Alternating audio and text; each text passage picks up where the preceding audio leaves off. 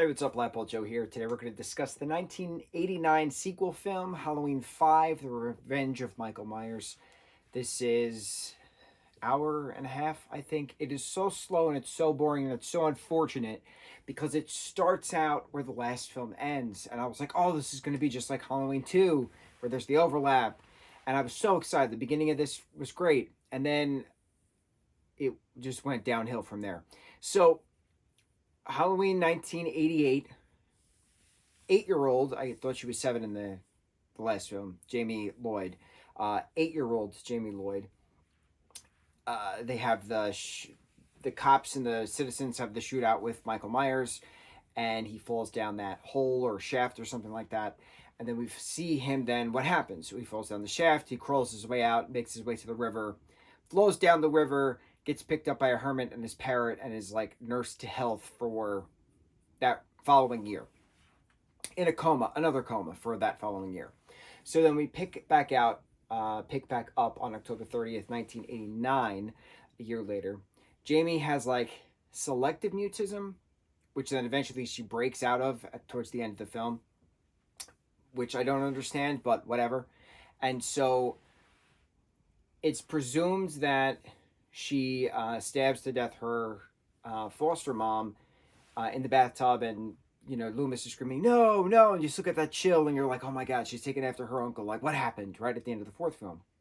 So she's in now a kid's mental facility, mental hospital, where she's getting treated, but she has this kind of like connection now, this psychic connection to Michael. So like she knows when he's going to hurt somebody or something, and she's making Dr. Loomis check on them and stuff like that. What's weird about this is that, and I don't know if I missed something. I don't think I missed something, but I thought Rachel and her parents were biological, and then Jamie was the foster kid brought into the house. But then in this, it's referenced, Rachel calls their mom stepmom at one point. My step parents decided I should move out, or something like that. And then, but they're at the same family house, but the parents aren't there. So but then the other thing is, they just reference, she stabbed you stabbed your stepmother, not foster mom to Jamie, not foster mom, but stepmother. I was like, but she was a foster kid. So how does she go from foster kid? How does the mom figure go from mom, aka foster mom, to then stepmom? You can't get a stepmom from your foster mom. I don't know how that works. Weird. So, moving then the plot point, Michael attacks Rachel like 20 minutes into the film, and I was like, Rachel's a good character. And then like her friends still hang out at her house even though she's not there. And like they still get ready for the Halloween party and stuff. And I'm like, but she's not there. Why are you there? So it was a little strange.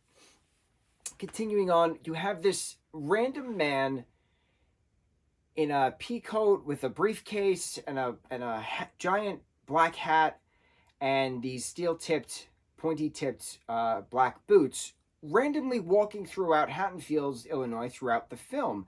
And I'm like, what does he have to do? Like, he has this ruin tattoo on his wrist. We see the ruin tattoo on Michael's wrist at one point. I'm like, when did this come about? And who the hell is this person? So eventually, as the story progresses and Michael tries to get to Jamie yet again, brings him back to the Myers abandoned house, which is not the same Myers abandoned house. It's a totally different Myers abandoned house. So continuity problems on that. She escapes. There's more problems then.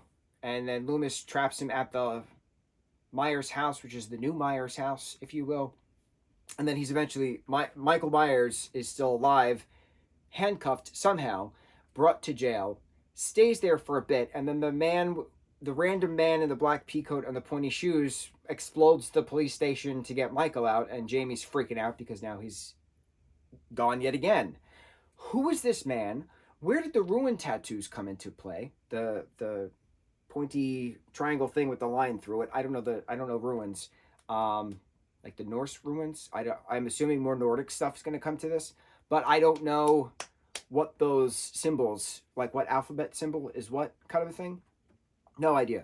So there's too many unanswered questions now in this, which is unfortunate because the fourth film was a great continuation of the story.